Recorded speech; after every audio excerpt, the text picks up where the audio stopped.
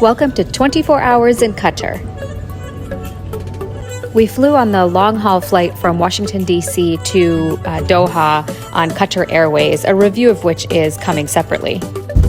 Welcome to Doha. We jumped in a taxi, which was super easy to get from the airport, and it was about a 20-minute drive to the West Bay neighborhood where we were staying at the Four Seasons Doha. Qatar is such an interesting city to look at through the car window. This used to be an old desert town, and in about the year 2000, the modernization of the city began. The West Bay neighborhood is full of these architecturally interesting buildings that are all shaped in different ways. Like all the Four Seasons hotels around the world, the one in Doha does not disappoint. It is a magnificent lobby, beautifully decorated, fitting with the local flair while maintaining the Four Seasons elegance. In addition, the location is stunning. It's a sea view hotel, and all of the windows along the back of the hotel overlook the ocean.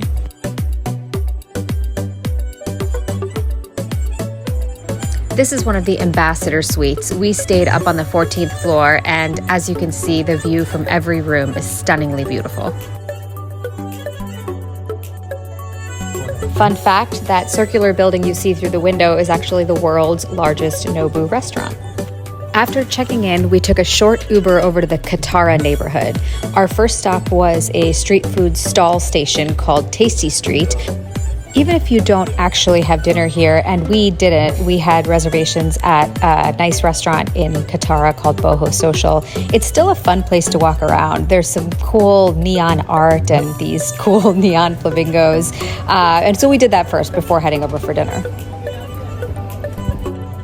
Boho Social, where we went for dinner, is situated just above Katara, above the marina. So the views from this outdoor terrace where we had dinner are just beautiful, particularly at night.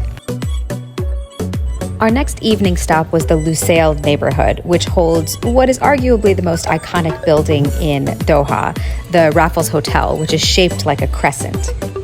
It lives up to the hype. It is really cool to see in person. Right outside the Raffles Hotel is the Lusail fountain, which lights up and dances at night. The second half of our 24 hours in Doha was spent at Souk Waqif, the exact opposite of the modernist architecture that we spent our first half with. Souk Waqif was originally founded in the 19th century to facilitate the trade of livestock like goats and sheep. It was redeveloped in 2006, and many of the old buildings were restored to look like the original buildings. We checked out Souk Waqif during the day, but we hear that it really comes alive at night. The cafes and restaurants stay open late, and apparently it's a great place for the young people to hang out. The most interesting thing about Souk Waqif was to stand outside and look at the juxtaposition between the old buildings of the market and right across the water where the modern skyscrapers live. That was it for our quick stopover in Qatar. Next up, Egypt.